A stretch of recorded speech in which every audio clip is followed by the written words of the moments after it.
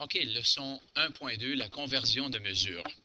Alors, on va regarder le système international, mais aussi les unités impériales. C'est grandement utilisé aux États-Unis. Alors, système international, pour la longueur, nous avons les millimètres, centimètres, mètres et kilomètres. Unité impériale, on a le pouce et l'abréviation. Je cherche mon crayon, voilà. L'abréviation pour pouce, ça, en français, c'est PO, en anglais, inches. OK? On utilise souvent des guillemets comme ceci. La verge ou le mille. Pour la masse, le système international, on appelle ça la masse. En impérial, on appelle ça le poids. Alors, on utilise les grammes, les kilogrammes et la tonne. Puis, ça ici, c'est la tonne, qu'est-ce qu'on appelle la tonne métrique. Ensuite, le système impérial, les onces, les livres et les tonnes. La capacité, on utilise millilitres et litres aux États-Unis et où est-ce qu'on utilise le système impérial, on appelle ça les onces liquides, une tasse, une pinte et un gallon. Et la température, on utilise Celsius et l'impérial, on utilise Fahrenheit. Alors, voici un tableau de conversion. Souvent, une simple estimation suffit lorsqu'on doit convertir une mesure impériale à une mesure SI ou vice-versa. Alors, voici quelques repères utiles. Ces repères, vous allez en avoir accès pendant n'importe quelle évaluation, n'importe quel examen. Alors, 1 km correspond à environ 0,6 000. 1 000 correspond à environ 1,6 km. 1 pouce mesure environ 2,5 cm. Et j'ai un rappel ici que 12 pouces égale 1 pied. 1 cm mesure environ 0,4 pouces. 1 mètre est à peu près équivalent à une verge. Puis quand on dit à peu près équivalent, ce n'est pas exact, mais on parle encore de faire des estimations. Une livre correspond à environ 450 grammes. 1 kilogramme correspond à environ 2,2 livres. Une livre correspond à environ 0,454 kilogrammes. Alors, j'ai mis les grammes ici, mais j'ai aussi mis les kilogrammes. Un gallon US correspond à environ 4 litres.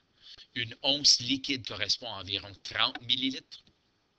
Et pour estimer l'équivalent en degrés Celsius d'une température exprimée en degrés Fahrenheit, on soustrait 30 et on divise le résultat par 2.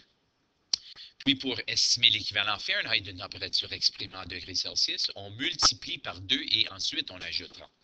À noter, pour le calcul exact de degrés Fahrenheit à degrés Celsius, c'est qu'on prend le degré Celsius, on multiplie fois 1,8 et ensuite on ajoute 32. Alors, vous pouvez voir pourquoi est-ce qu'on a dit que l'estimation, c'est fois 2 plus 30. Mais pour l'avoir exact, voici le calcul. Alors, les exemples. La distance entre Barrie et Sudbury est 311 km. Exprime cette distance en 1000. Bien, il s'agit de multiplier les kilomètres par 0,6. Alors, 311 km fois 0,6, ça nous donne 186,6. Alors, la distance en 1000, distance entre Barrie et Sudbury est, là je vais dire environ, OK? Parce que ce sont des estimés qu'on fait, est environ 186,6 000. Voilà. L'exemple 2. Il y a 590 000 entre Owen Sound, Ontario, et Manhattan, à New York. Si je voyage à une vitesse constante de 110 km à l'heure, combien de temps me prendra-t-il de voyager cette distance? Bien, premièrement, on a des milles pour les distances et on a des kilomètres à l'heure comme vitesse. Alors, tandis que la vitesse est exprimée en kilomètres à l'heure, il faudra exprimer la distance en kilomètres. Alors, il faut multiplier la distance en 1000 par 1,6. Alors, 590 fois 1,6, ça va me donner ma distance en kilomètres. Ça donne 944 kilomètres.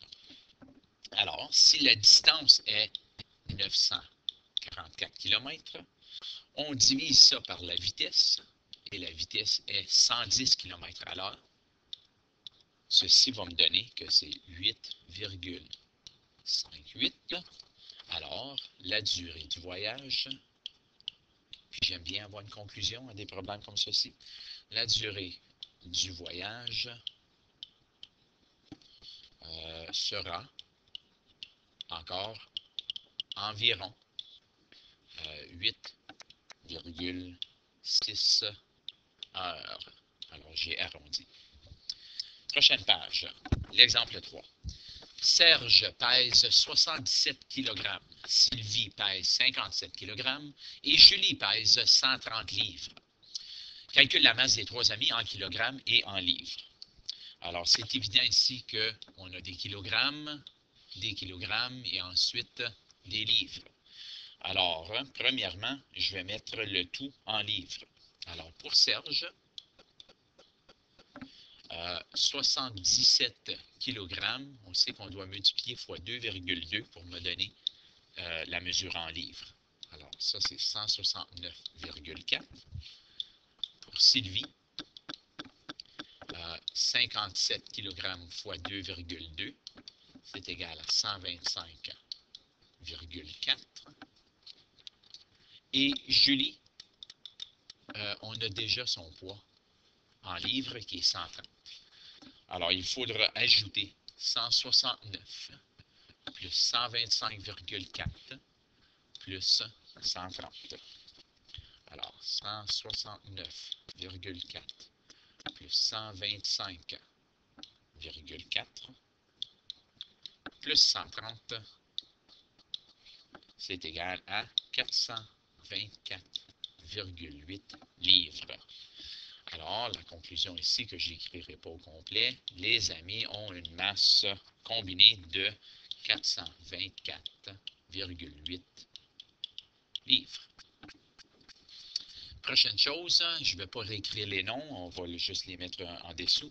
Alors, pour Serge, sa masse en kilogrammes est 77.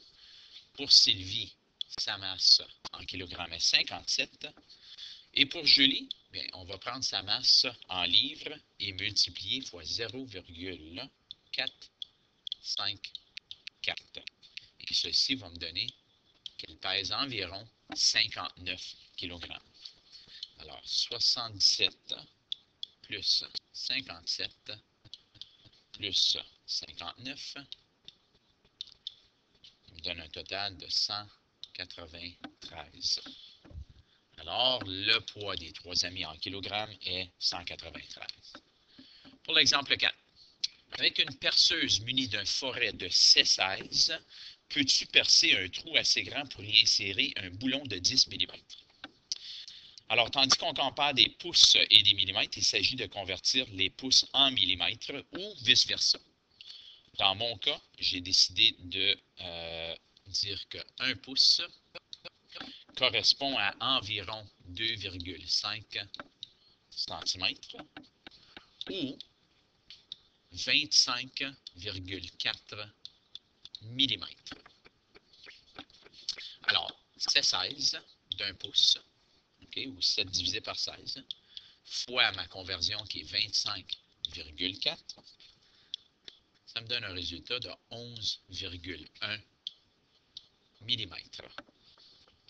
Alors, un forêt de 16 aura une dimension ou un diamètre d'environ 11,1 mm. Alors, on veut savoir, est-ce que ça va être assez grand pour y insérer un boulon de 10 mm? La réponse, c'est oui. Exemple 5. Andy, un Américain, veut voyager à Zihuatanejo, au Mexique. La température indiquée sera en moyenne environ 30,2 degrés Celsius pendant son séjour. Quelle sera la température moyenne approximative en degrés Fahrenheit? Car l'Américain n'utilise habituellement pas les degrés Celsius. Alors, pour estimer, on se souvient qu'on prend la température en degrés Celsius. On la multiplie par 2. Et on ajoute 30. Alors, ça me donnerait 90,4 degrés Fahrenheit. Alors, la température pendant le séjour sera environ 90,4 degrés Fahrenheit. Selon Ford, le F-150 consomme 14 litres d'essence aux 100 km. Quelle est sa consommation au 1000 au gallon?